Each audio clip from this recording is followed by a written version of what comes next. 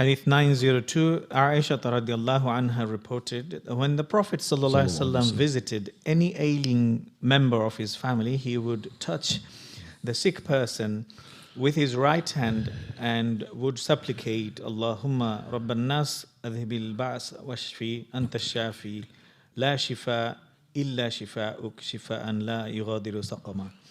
O Allah, the Rabb of mankind, remove this disease and cure him or her.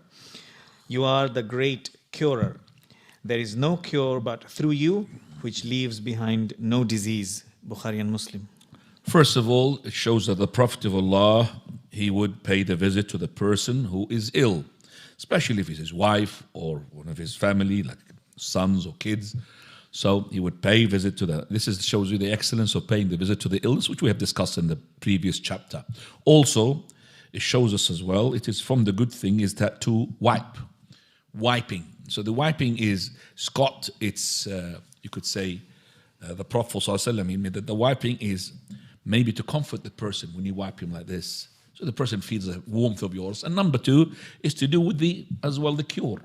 So he wiped. Number three is the right hand side, to show the right hand has got an honor compared to the left.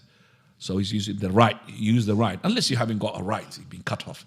So then you use something the left. But the right is to be used, and that's to honor the right. And the non-Muslim, they don't understand this. The Muslims understand the honor of the right. Also, to say this dua, that is أذهب الباس رب الناس or رب الناس أذهب الباس. اللهم رب الناس, also all this been narrated. اللهم رب الناس أذهب الباس. O Lord, the one who is the Lord of anything that afflicts us from the disease. أذهب الباس, remove the disease.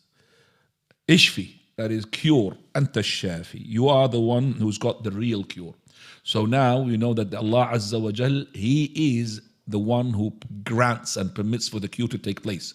وإذا مرضت فهو يشفي. Allah subhanahu wa ta'ala talked about Ibrahim alayhi salam. وَإِذَا مَرِضْتُ, Ibrahim said, if I get ill, then he will cure. But who's the one who had made this permission of the illness to go into him? It's Allah. But he didn't say, if Allah makes me ill, why? Because of the adab, the etiquette from Allah Azza wa Jal. We know that Allah is the one who gave us the illness. So he didn't say, but when Allah gave me the illness, then He will give me the cure, which is true. But he didn't say, he said, when I get ill, Allah gives me the cure. Is always, we don't attribute the bad things to Allah. Even Allah Azza wa Jal, He's the creator of evil and He's creator of the good as well.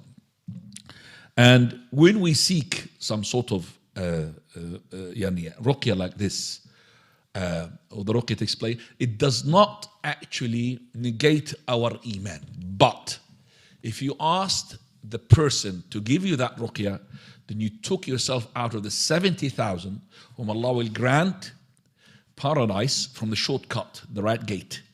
And that is the ones who do not seek ruqya. But it will not negate your iman. It will not negate your tawakkul.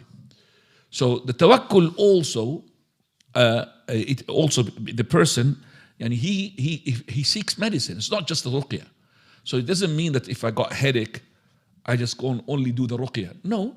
If the doctors or the medicine had said that if you take such and such paracetamol or cocodamol, or the other one which is ibuprofen and all of that, it will help.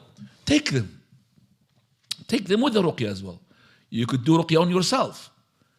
But to seek ruqya from other people, it is not recommended. It's recommended for that person, when he pays a visit, to give you the ruqya by himself. So the Prophet of Allah, without any of his family asking him for the ruqya, he would come, wipe with his right hand where the pain is. Where the pain is. So the head, you put here. So he would say, Allahumma Rabban Nas, adhib al-bas, washfi anta shafi, la shifa illa shifa'uk shifa'an la yughadiru saqama.